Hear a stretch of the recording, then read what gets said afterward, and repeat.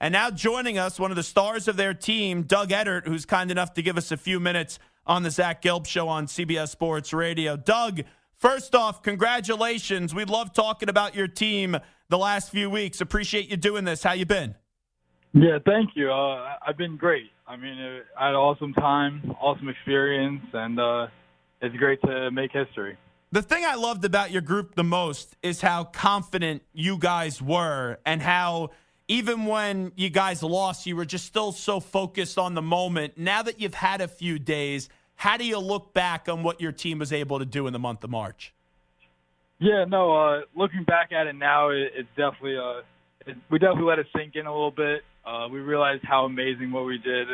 I'm still in shock. I still don't know truly how amazing it was, but I'm getting a better idea now that I'm just not playing. I'm just relaxing right now and just watching all the highlights, and what we really did was really amazing, and it's just awesome to be a part of that. What did you guys prove, in your opinion? We proved that we belong. We proved that we belong with every other team in the country. That was really our goal for the season, was to play with a chip on our shoulder and to prove to all the doubters that we had, and just show them that we can play with the big schools, and we put St. Peter's on the map, which was awesome. Talking to Doug Edert right now on the Zach Gelb Show from the St. Peter's Peacocks. You guys started off the year 3-6. You had a COVID pause. I'll even take you back to February 20th. You guys had a loss to Siena. You're 12-11. How did you guys find a way to just get hot and go on what has really been an unbelievable love that the country has fallen in love with? Well, yeah, I mean, especially towards the end of the season, playoffs are coming around, and we want to be playing our best basketball going into the playoffs. And we really focused together. We came together as a team in practice. We practiced really hard. We had a belief in each other. Our chemistry started flowing. So, and then when we got to playoffs, it was either you play and you win, or you lose and go home. And none of us were ready to go home. None of us wanted to end our season short. So we just all put the mindset together to just win basketball games and keep on going. I've covered some of these NCAA tournament runs, and very early, I said this to Shaheen Holloway after you guys beat Kentucky. Not style of play, but just the confidence. You guys reminded me of Florida Gulf Coast, that even though everyone else was surprised, you guys weren't surprised. Where does that confidence come from? It comes from our coach. Seriously, it comes from him. He instills this belief in us and this confidence in us as players that allows us to believe in ourselves more. And we believe in each other. And you take a bunch of guys that believe in themselves and put them together and make them willing to work together. And we really had a special team. But it definitely starts with the coach believing in us and believing in our abilities to go out there and execute the game plan and get the job done. Doug Edert here with us. When you put your head on the pillow after taking down Kentucky and you had that great game shooting the basketball, what was that thought as you were lying in your bed, if you got any sleep that night? Oh, I got very minimal sleep that night. It was unreal. Honestly, it was unreal. There's really no words to describe the feeling. I know it was a huge upset, but looking back at it now, it's just truly amazing. I really can't put into words the feeling that I was feeling that night. I was just so proud of my team and the coaches that were there, all the support that we got from our fan base. It was unreal. How do you handle the individual attention? Because literally, from this NCAA tournament, like when you watch the championship on Monday night, I'll take the over, whatever the line is right now, how many times they show you on one shining moment, and especially your team. How have you been handling this individual attention? Because you've got a lot of it. Yeah, well, it's been awesome. I love it. I love the attention. The school loves the attention. It just feels so good to put St. Peter's on the map. There was people all over the country that had no idea that St. Peter's was a school, and for us to be able to go out there and do what we did, and now we have people all over the country rooting for us at the time. It was just amazing. It's the beautiful part, Doug Edert, of this tournament, runs like what you guys have accomplished, and you'll remember it for the rest of your life. What do you think the lesson is that people could learn when they look back at the St. Peter's story? Definitely to just believe in yourself. Really, really just believe in yourself and put in the hard work. And you can accomplish anything, especially when you have a bunch of people that are working together with the same goal, and the goal is just to win. And you put all your egos aside and just focus on the one mission, which is to win basketball games. You get a bunch of people to do that, and you're good. That's it. I know you played at Bergen Catholic. What was the reason why you elected to go to St. Peter's? What made you really want to go there? Again, I would have to say the coaching staff and the way they recruited me, they made me feel like family right from the jump. And I felt extremely comfortable. They brought me right in, and I loved it. I loved it from the first time they came to recruit me, and ever since. I know Coach Shaheen Holloway is off to Seton Hall. Just how do you look back at your time with him, and also what's the thing that you'll probably take from him for the rest of your life? Well, looking back, he's helped me so much grow as a player on the court and a person off the court. He's helped all of us really that were on his team. Something that I could take from him would be just the effort. To find your love, find your passion, and really just get after it and go 110% every chance you get. Put in all the hard work. Don't be shy away from the hard work that it takes, and just keep going. Doug Edert here with us for a few more minutes on the Zach Gelb Show on CBS Sports Radio. I know it was expected, but when you saw the official news today that Coach was leaving to go to Seton Hall, a place that he played and also was an assistant on, just what was that first reaction? It was honestly, it was happiness. Like I'm so happy for him. He gets everything he deserves. He's just such an amazing coach, and he really proved himself. He did a lot with a program in a short amount of time that nobody could ever imagine of doing, and he did it. And he deserves everything that he gets. He's a great coach, and he deserves it. I know that the transfer portal now, it's very common to see players leave universities. Do you plan on being back at St. Peter's next season?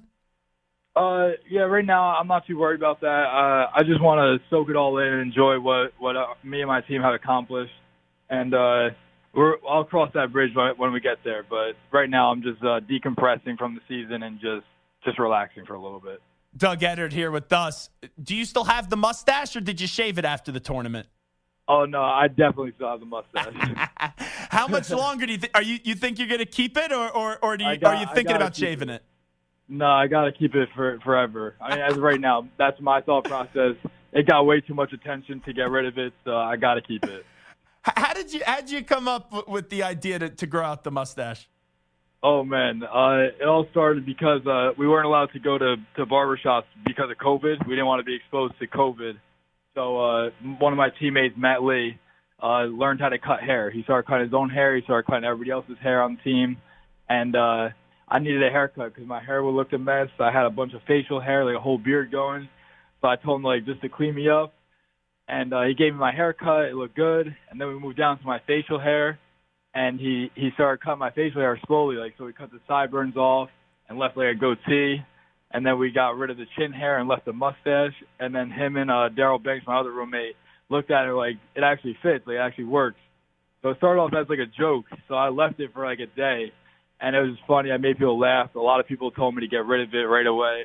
But then I started getting hot. I started making more shots in practice in the games. And my team started winning more. So it became a superstition thing. And the rest is history. That's unbelievable. Obviously, so many people know about you now and Daryl Banks. I want you to give some credit to the rest of your teammates. Tell me a little bit about the rest of the squad and what people should know about the rest of the St. Peter's basketball team. Everybody plays a part for our team. We have such a deep team. Anybody can have any kind of night. We just all work so hard. Everything starts in practice. So if you ever see one of our practices, every single person on our team is playing as hard as they possibly can for every second, which is credit due to my coach, Coach Holloway, because he really forces that on us, and he just wants what's best for us. So our team is just full of hard-nosed players who always want to prove themselves, and having a squad full of them can be dangerous. I know you guys wanted to win the game clearly against UNC, and you expected to win the game. That's what made your confidence be able to just go on a run like this. What was that feel like in the locker room? Was it kind of bittersweet where, yeah, you guys wanted to go to the Final Four, but you had to take a step back and just realize how what you guys accomplished was just so special? Yeah, I mean, right after the game, it was really tough. It was upsetting. It was very upsetting. It was a hard pill to swallow. But I think not right after the game, but a little bit later, we started to realize like what we've done is we should be proud of what we did.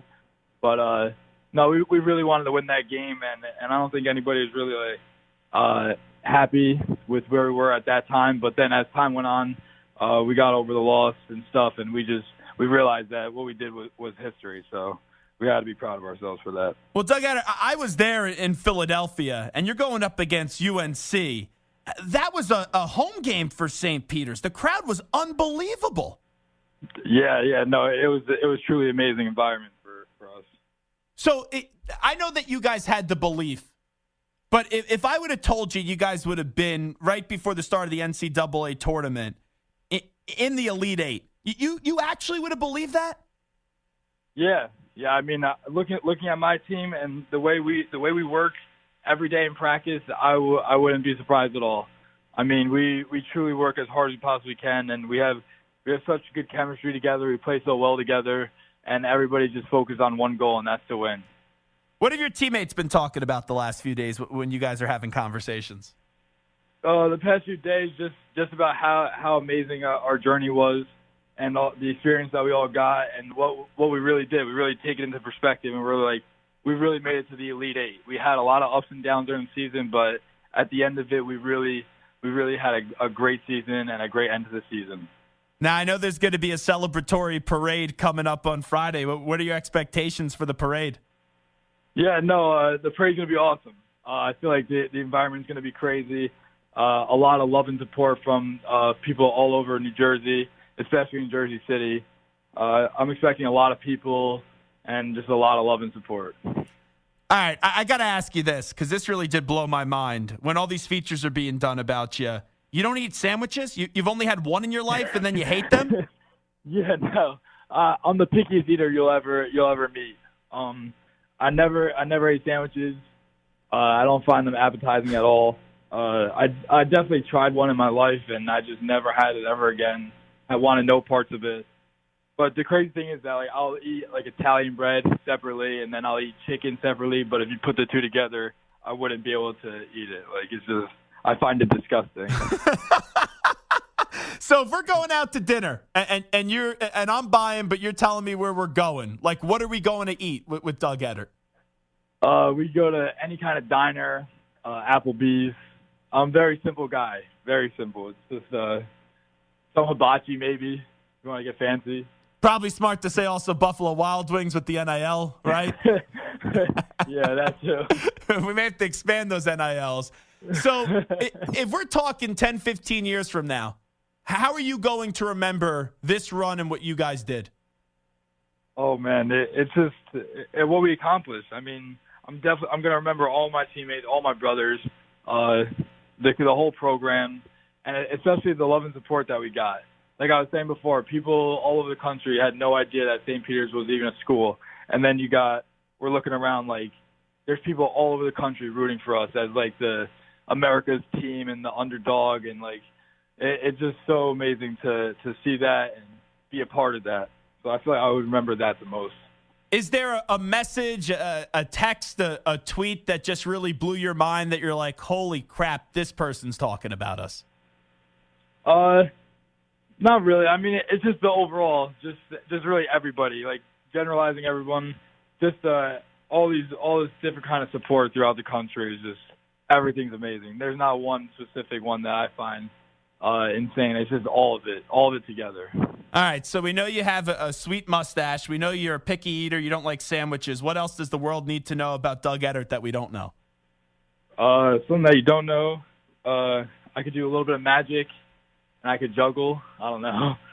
That's pretty cool. So, real quickly before we let you run, when did you fall in love with basketball, and when did you have the idea that you were going to be able to play college ball? I fell in love with the game of basketball when I was around like 6, 7 years old. My old coach Marty Higgins put a basketball in my hand, and he was my best friend's dad. and he played basketball. He played Division I basketball at Maine, and he really taught me everything about it at such a young age. And he saw something special in me, and I believed him. And I just worked every single day trying to master my craft, and I just fell in love with the game, and I just wanted to get better. I wanted to keep doing it for as long as I possibly could. You have a favorite NBA team growing up, or a few favorite players that you really enjoyed? Yeah, I mean, my favorite team is the Knicks, but my favorite players are a bunch of shooters like Steph Curry, Klay Thompson, all those guys.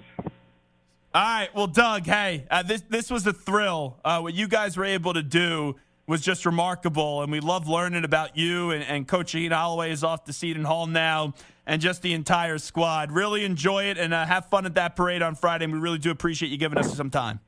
Yeah, of course. Thank you so much for having me. It's been a pleasure.